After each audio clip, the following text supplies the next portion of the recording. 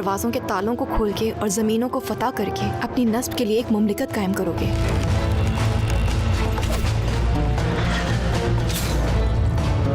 मैंने तुम्हारे चेहरे पर एक ऐसा निशान छोड़ा है जिसकी वजह से मेरे दिल के अंदर इंतकाम की आग जलती रहती है।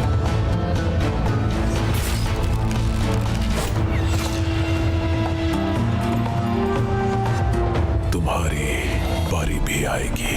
मैं सिलाकी को जानता हूँ और तुर्कमानों को भी। वो अपने दुश्मनों को कभी नहीं भूलते। ढूंढ के लाओ उसे। आपका हुक्म सराखूं।